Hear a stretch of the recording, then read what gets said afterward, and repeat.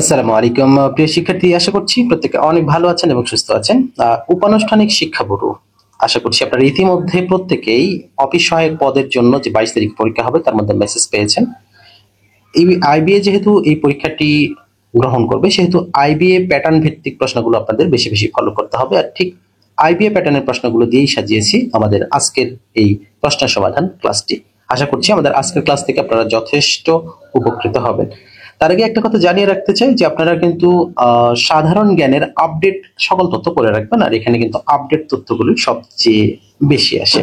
আরো একটা সুসংবাদ রয়েছে, এই পোস্ট অফিস সহায়ক হলেও এখানে কিন্তু কমপক্ষে 3 থেকে 4 বছর পর একটা প্রমোশনের সুযোগ আছে। তাই আহামরি ছোট পোস্ট বলে অবহেলা করার কোনো অবকাশ এখানে নেই। তাহলে চলুন আর কথা না বাড়িয়ে শুরু করছি উপানুষ্ঠানিক শিক্ষা ব্যুরো অফিস সহায়ক প্রশ্ন সমাধান আরো একটি গুরুত্বপূর্ণ ক্লাসে। শুরুতে আমাদের যেটি রয়েছে, what is the synonym of incredible? Incredible অর্থ কি? অবিশ্বাস্য, অসাধারণ, এরকম কথা। অবিশ্বাস্য, সেহেতু আমরা এখানে আনবিলিভেবল কথাটা সঠিক উত্তর করতে পারি। The synonym of Ephesus, Ephesus এর সিনোনিমটা আমরা কোনটি করব? রাব আউট, যার অর্থ হলো মুছে ফেলা অথবা নিষ্কাশন করা। আমরা যদি অন্যগুলো দেখি যে ইমপ্রুভ, এক্সহাস্ট, কাট আউট, এগুলো কিন্তু এটার সাথে অর্থটা যায় না। এরপর রয়েছে কি? অবডিউরেট। অবডিউরেট এটির অর্থটা কি হবে? আচ্ছা, এটার আমরা উত্তরটা করব কি? স্ট্যাবার্ন। স্ট্যাবার্ন এটার অর্থগুলো হলো, আমরা যদি সহজ কথায় বলে থাকি যে একগুঁয়ে অথবা অবাধ্য, নাছোড়বান্দা, কঠিন, এইরকম কথাটা আমরা এখানে অর্থটা বলতে পারি। আর এখানে যেহেতু আইবিএ কোশ্চেন করবে, সবচেয়ে গুরুত্বপূর্ণ যে বিষয় synonym, antonym, correct spelling, correction, এইগুলো সবচেয়ে বেশি আসবে ইংলিশে। পরবর্তী যে প্রশ্ন রয়েছে, ঢাকার বিখ্যাত তারা মসজিদ কে নির্মাণ করেছিলেন? তারা মসজিদ, তারা মসজিদের কথা আসলে আসবে কোনটি? মির্জা আহমেদ জান।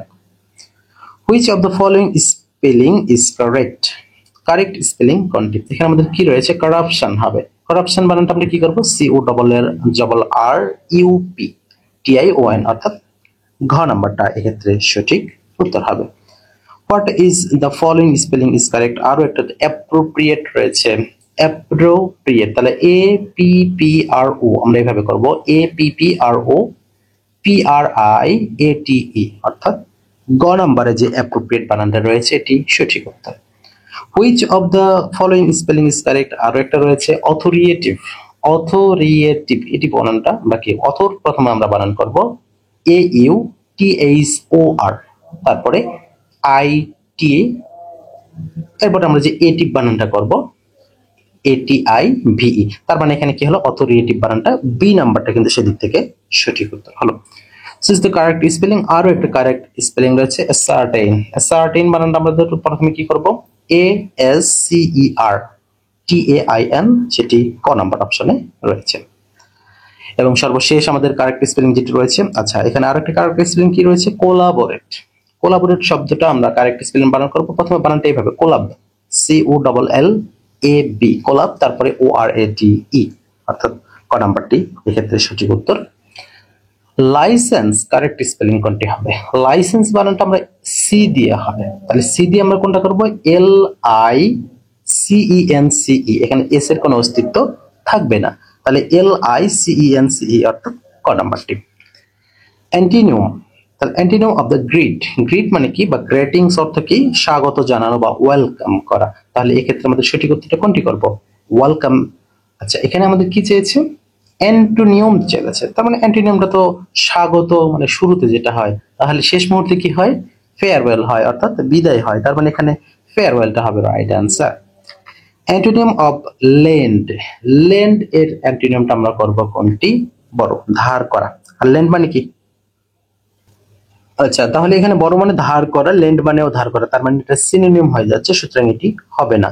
রেন্ট মানে ভাড়া, এটিও হবে না। ডেনাই মানে কি? অস্বীকার করা, তার মানে লেন্ড এর অ্যান্টোনিমটা আমরা এখানে পাচ্ছি না, তার মানে এখানে নান অফ দিসটা হবে রাইট অ্যান্সার। তবে যদি পেয়ে থাকে তাহলে সেক্ষেত্রে এটা রাইট অ্যান্সার করা যেতে পারে। এরপর রয়েছে দ্য অ্যান্টোনিম অফ কলোজাল। কলোজাল এর অ্যান্টোনিমটা কোনটি হবে? কলোজাল বলতে বোঝানো হয় যে বৃহৎ আকার, আমরা যেটা বড় বলি বা বৃহত্তম বলি এই জাতীয়, তাহলে এর অ্যান্টোনিম বা বিপরীতটা কোনটি করতে হবে? ছোট, চিকন, এরকম। তার এখানে গ্রেট, জিগ্যান্টিক, পুয়ার এগুলো কিন্তু অপশনে আসে না। কি আছে? টিনি অর্থাৎ চিকন বা ছোট। পিতৃতান্ত্রিক উপজাতি কারা? পিতৃতান্ত্রিক, তাহলে আমরা এটা গারো খাসিয়া, আচ্ছা গাখামা আমি কিন্তু এরকম শিখিয়েছিলাম যে গাখামা এটা কিন্তু কি মাতৃতান্ত্রিক। তাহলে এখানে আমাদের কি আছে? মারমা রয়েছে, এটা মাতৃতান্ত্রিক। গারো রয়েছে মাতৃতান্ত্রিক। সাঁওতালটাও ক্ষেত্র বিশেষে মাতৃতান্ত্রিক। তাহলে ক্ষেত্র বিশেষে আবার ভালোভাবে বুঝবেন। তাহলে পিতৃতান্ত্রিক কারা থাকলো? তাহলে চাকমাটা থাকলো এখানে পিতৃতান্ত্রিক।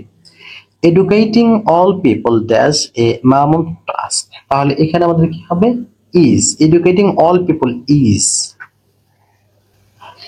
নান of the students dash a car, তাহলে এখানে আমাদের কি বোঝাতে, ভার্ব বোঝাতে হবে। None of the students has a car, এখানে গ নাম্বারটা সঠিক উত্তর হবে।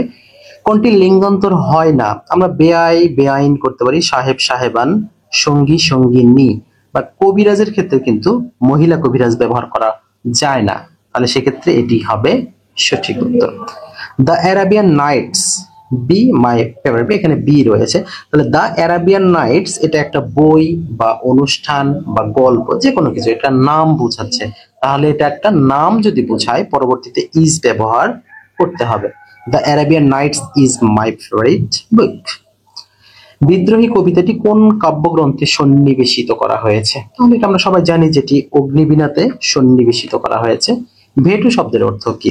ভেটু শব্দের অর্থটা হচ্ছে আমি মানি না। ঠিক আছে, এটা আমি মানি না, এটা একটা ল্যাটিন শব্দ যার অর্থ আমি মানি না। নিচের কোন বানানটি সঠিক? শশাঙ্ক। শশাঙ্ক এটা বানান, এর অর্থটা কি? খুব সম্ভবত চাঁদ হবে, আমার যদি ভুল না হয় সেক্ষেত্রে চাঁদের একটা প্রতিশব্দ হবে।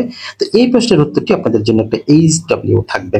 অনেকদিন ধরে আপনাদের কমেন্ট পড়া হয়নি, আপনারা কে কোথায় থেকে যুক্ত আছেন, আমাদের ক্লাসগুলো কেমন লাগে অবশ্যই আমাদের কমেন্ট সেকশনে জানাবেন আপনার মনের অভিব্যক্তি। আপনারা অবশ্যই বেশি বেশি কমেন্ট করবেন, তাহলে আগামী কালের ক্লাসে আপনাদের কমেন্টগুলো পড়া হবে ইনশাআল্লাহ।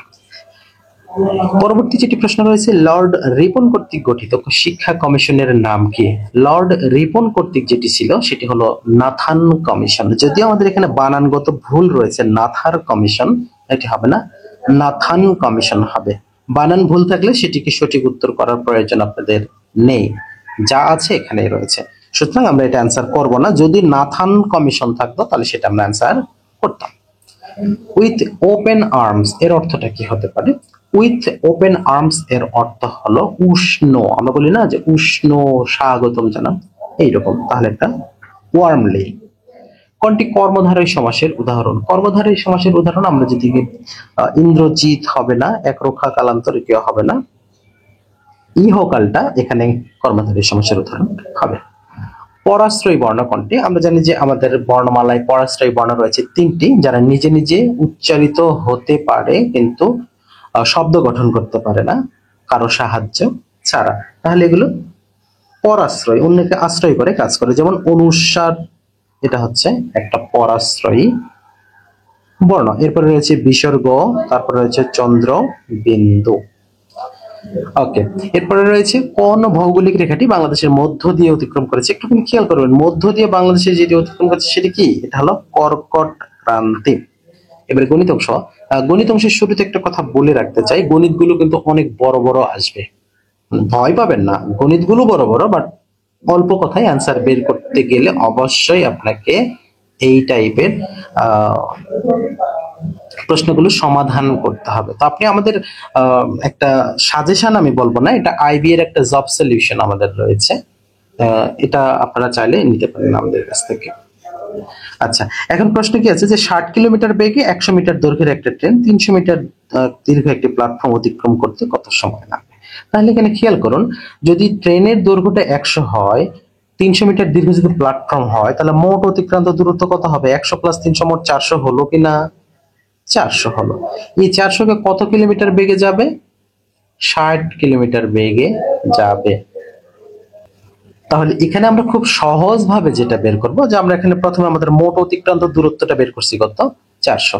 এখন আমাদের যেটা করতে হবে, এই যে এখানে কি আছে 60 কিলোমিটার পার ঘন্টা, তাহলে ঘন্টাকে আমরা কি করব? 3600 বানাবো, অর্থাৎ সেকেন্ড বানাবো। আর এই 60 কিলোমিটারকে কি বানাবো? মিটার বানাবো, মানে 60,000। এখন আমাদের যেটা করতে হবে, যে এখানে আমরা যদি একটু আলাদাভাবে করে দিই, যেমন 3600 সেকেন্ড, এই 3600 সেকেন্ড। এখন এখানে আমরা কতটুকু যাইতে হবে?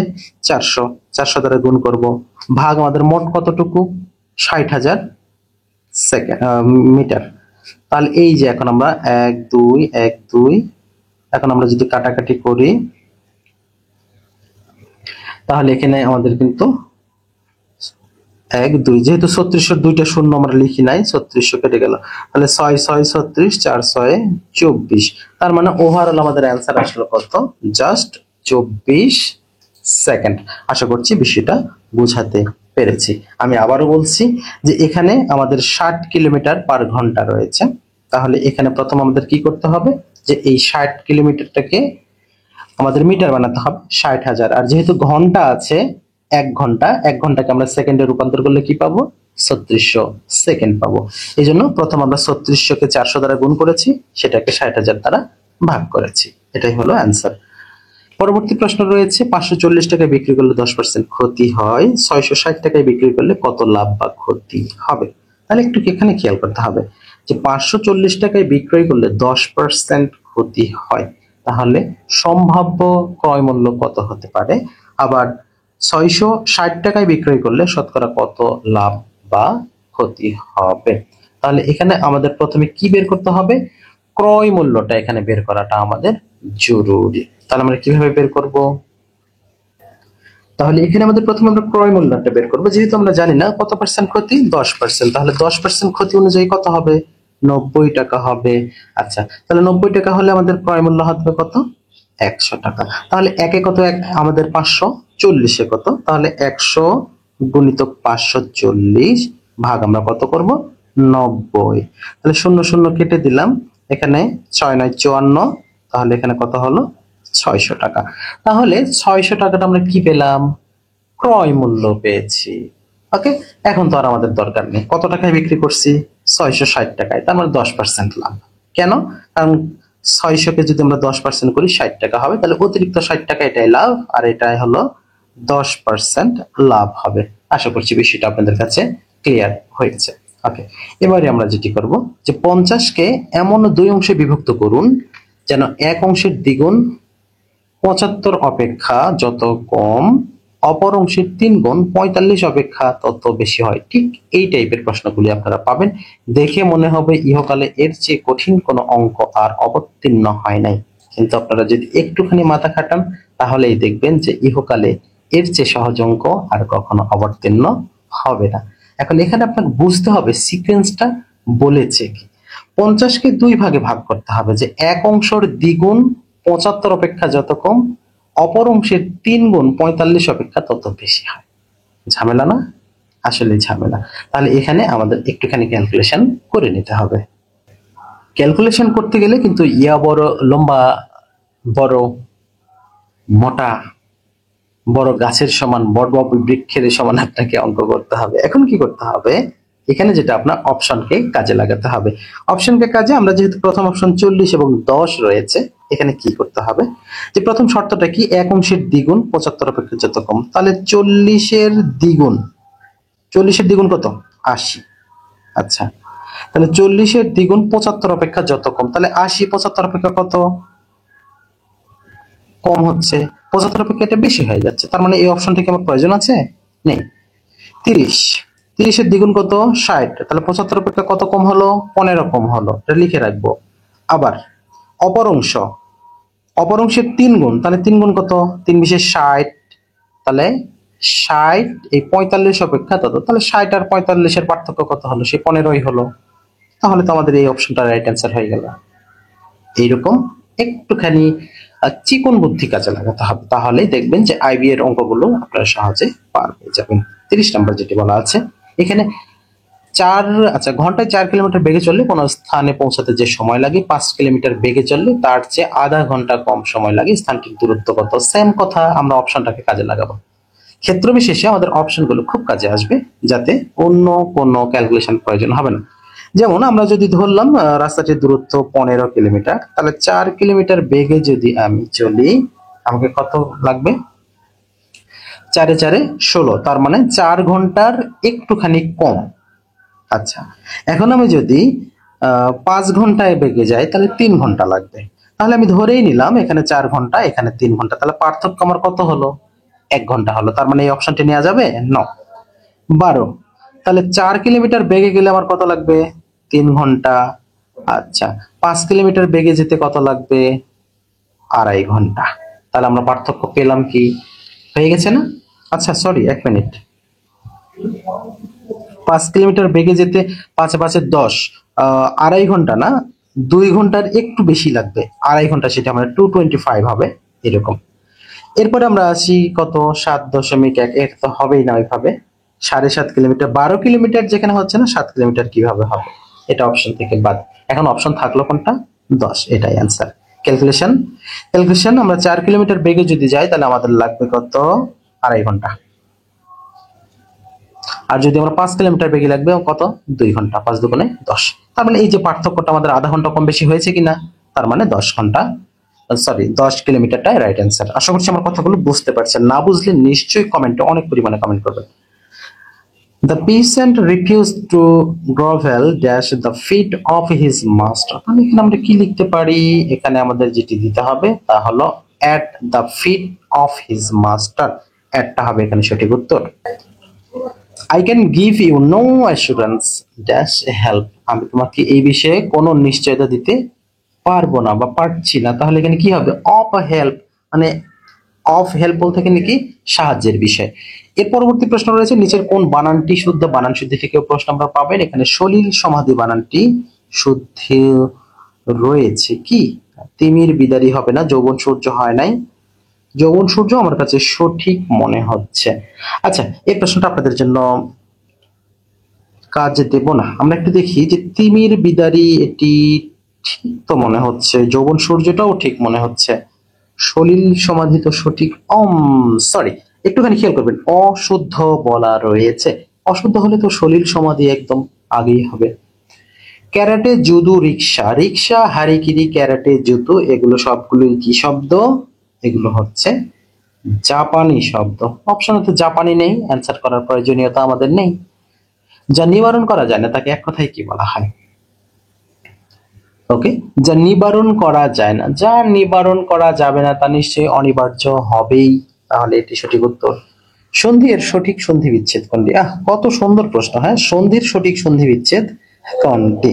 তাহলে সম যুক্ত ধি হবে নাকি সন যুক্ত ধি হবে? তাহলে প্রথমটা হবে সঠিক উত্তর। The idioms hit pay dirt. তাহলে হিট পে ডার্ট এটি ইউজ করা হয় কোন সময়? এখানে ইউজ করা হয় to achieve something valuable after. আচ্ছা, এখানে আমি একটুখানি বুঝতে সমস্যা হচ্ছে। আমাদের আরডেউস মেবি আছে, সার্চ। আচ্ছা, আমাদের এখানে খ নাম্বারটা রাইট অ্যান্সার হবে।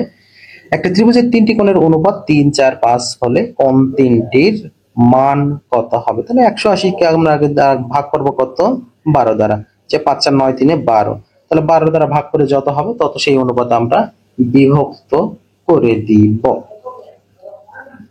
তাহলে 12 দিয়ে 180 কে কাটলে 15 12, আচ্ছা 15, তাহলে 3 15 45, 4 15 60, 5 15 75। তাহলে আমাদের অপশন এ নাম্বারটি আমাদের কিন্তু সঠিক হয়ে যাচ্ছে।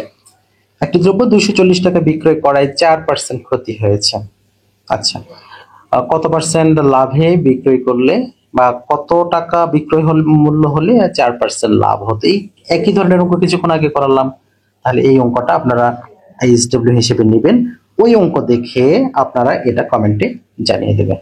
আচ্ছা, what does the idioms tooth and nail means? Tooth and nail বলতে আসলে কি বোঝানো হয়? এখানে বলেছে মানে যে উইথ আটমোস্ট এফোর্ট। যশোর জেলা প্রাচীন কোন জনপদের অন্তর্ভুক্ত ছিল? ওকে, যশোর জেলা প্রাচীন যে জনপদের অন্তর্ভুক্ত ছিল সেটি হলো গৌড়। যশোর কি গৌড়ে ছিল? আমার কাছে একটুখানি মিসিং মনে হচ্ছে। তাহলে এটা গৌড় হবে না, হবে এটা বঙ্গ। শান্তিতে নোবেল পুরস্কার দেওয়া হয় কোন দেশ থেকে? শান্তিতে নোবেল পুরস্কার দেওয়া হয় নরওয়ে থেকে। জাতিসংঘ কবে আত্মপ্রকাশ করে? এটি জাতিসংঘ আত্মপ্রকাশ করে 1945 সালে 28 অক্টোবর না 24 অক্টোবর বলুন তো? এটি হলো 24 অক্টোবর 1945। বাংলাদেশ সংবিধানের 4টি মূল নীতির একটি কোনটি? আমরা এখানে যদি আইনের দৃষ্টিতে সমতা দেখি, বাক স্বাধীনতা, অর্থনৈতিক ন্যায় বিচার, এই তিনটির একটিও কিন্তু আমাদের সংবিধানের মূলনীতির সাথে সম্পৃক্ততা রাখে না। সুতরাং আমরা সুন্দর করে ঠান্ডা মাথায় ঘ নাম্বারটা অ্যান্সার করব। What type of organization BIMSTEC? আচ্ছা, বিম স্টেকটা মূলত অর্থনীতি বিষয়ক, তাহলে ইকোনমিক্যাল হবে রাইট অ্যান্সার। জামিল সাহেব 10% মুনাফায় ব্যাংকে 3000 টাকা জমা রাখলো। প্রথম বছরান্তে চক্রবৃদ্ধি মূলধন কত হবে? তাহলে 10% হলে কত হবে? 300 হবে।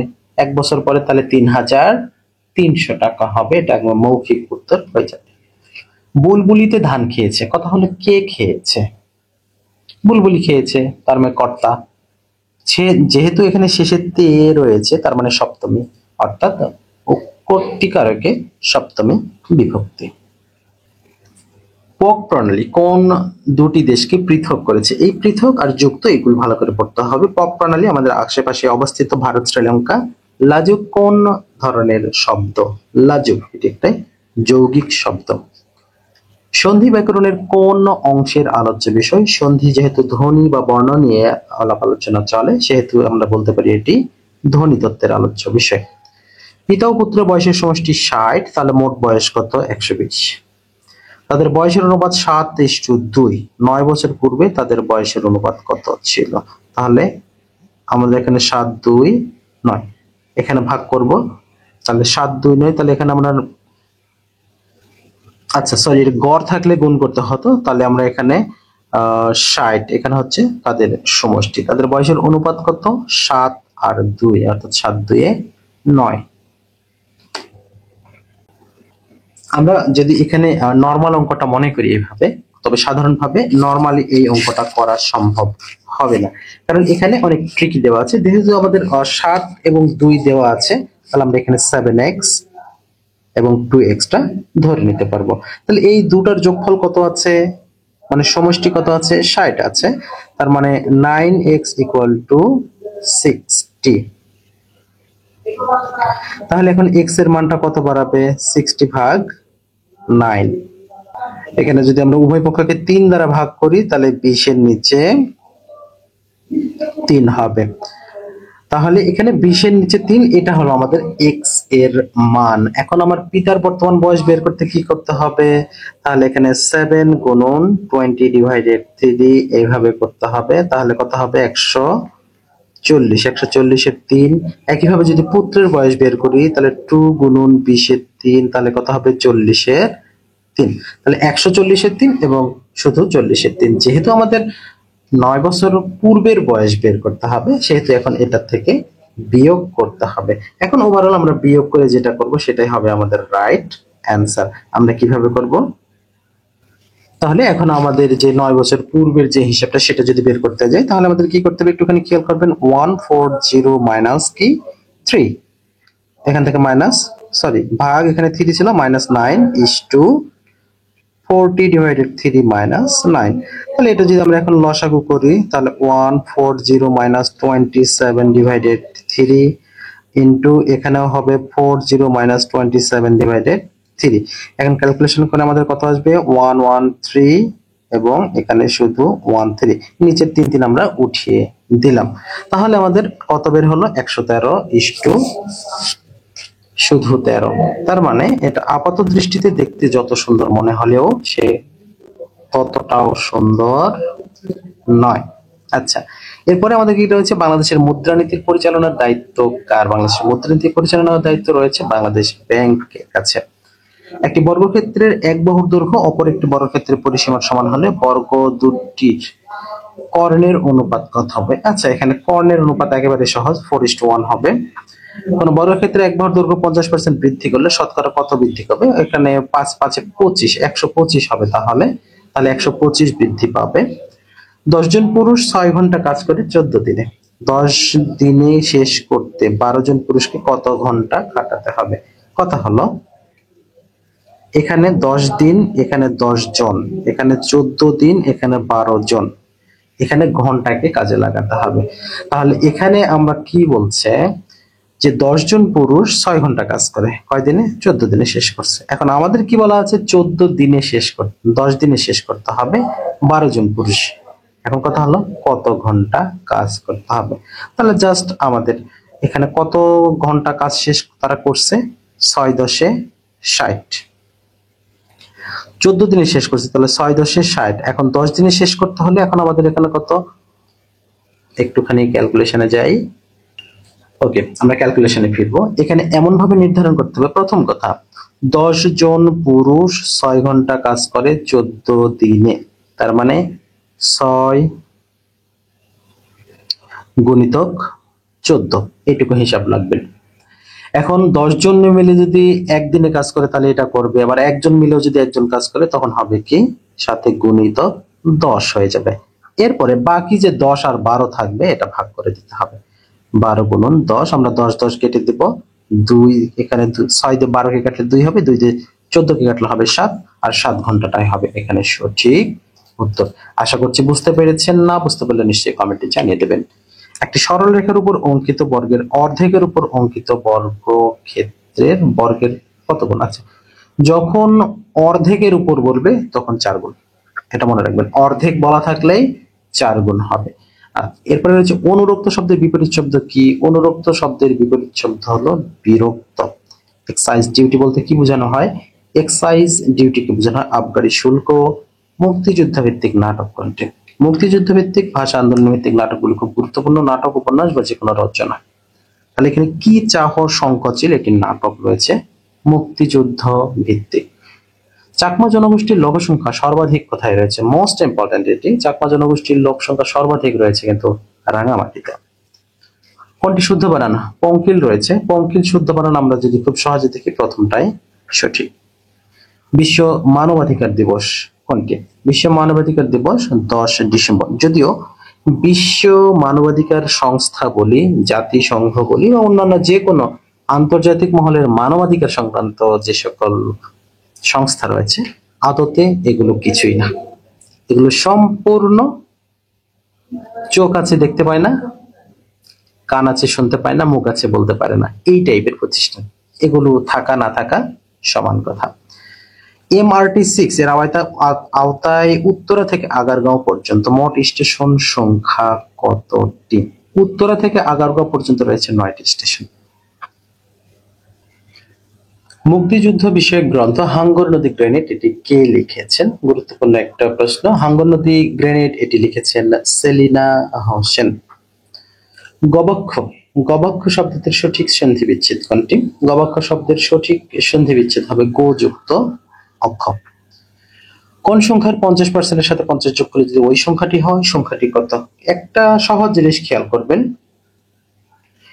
কোন সংখ্যার 50% এর সাথে 50% যদি যোগ করা হয়, এই জাতীয় কোনো তথ্য থাকলে সেটি সর্বোচ্চ কি হবে? 100 হবে। কারণ 100 50% সাথে 50 যোগ করলে কি হবে? 100 হবে।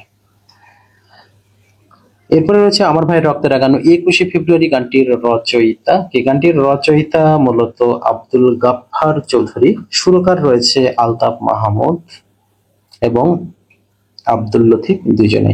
যুক্তফ্রন্ট কবে গঠিত হয়? যুক্তফ্রন্ট গঠিত হয়েছিল 1953 সালের 4 ডিসেম্বর। করি বানানটা একটু খেয়াল করবেন। করি শব্দের বিপরীতার্থক শব্দ কোনটি? করি শব্দের বিপরীতার্থক শব্দটা হচ্ছে কোমল, মানে নরম। 10 জনে একটি কাজের অর্ধেক 7 দিনে করতে পারে, ওই কাজটি করতে 5 জনের কত দিন লাগবে? তাহলে তারা যদি 10 জনে একটি কাজের অর্ধেক 7 দিনে করতে পারে, তাহলে 10 দিনে পূর্ণাঙ্গ কাজ করতে লাগবে কত দিন? 14 দিন। তাহলে 5 জনের ওই কাজ করতে সময় লাগবে কত দিন? 14 ডাবল মানে 28 দিন। এই তো কথা। তার মানে এখানে 28 দিনটা হবে রাইট অ্যান্সার। বাংলাদেশের আন্তর্জাতিক বিমানবন্দর, আন্তর্জাতিক বিমানবন্দর অনলি 3টি, চট্টগ্রাম, সিলেট এবং ঢাকা। শাহজালাল। কোনটি বিদেশি শব্দ? কলম, চিনি, মেথর, ভবন। ভবনটা হচ্ছে বিদেশি শব্দ। অগ্নিশ্বর, অগ্নিশ্বর, মোহনবাসী, কানাইবাসী, বীরচেবা এগুলো উন্নত মানের কলাম, বানাইনা। রাসেল একটা ব্যাংক থেকে 1200 টাকা 3 বছরের জন্য বার্ষিক 5% সরল মুনাফায় ধার নেয়। 3 বছর পর মুনাফা আসলে কত টাকা ফেরত দিতে হবে? সরল বলা আছে, তার মানে 5 12 60, 318 180, তার মানে মোট ফেরত দিতে হবে কত সেটা বলা আছে। মোট যেহেতু বলা আছে তার মানে 1200 সাথে 180 যোগ করলে হবে 1380, এটি হবে রাইট অ্যান্সার। এবং সর্বশেষ প্রশ্ন আজকে, উপসর্গ যোগে গঠিত শব্দ কোনটি? অনুমানের মধ্যে আমাদের উপসর্গ রয়েছে। প্রিয় শিক্ষার্থী, যে কথা বলার আছে, যেহেতু আইবিএ প্রশ্ন করবে তাই অবশ্যই একটুখানি স্ট্যান্ডার্ড ভাবে প্রস্তুতি আপনাকে নিতে হবে। যদিও অপিসহায়ক বলে হেলা করার প্রয়োজন নাই, এটি কিন্তু ভবিষ্যতে প্রমোশন পাবেন। আর এরকম অতীব গুরুত্বপূর্ণ প্রশ্নযুক্ত ক্লাস কিন্তু আগামী 10 দিন পেয়ে যাবেন। আশা করছি আপনারা এখান থেকে উপকৃত হবেন।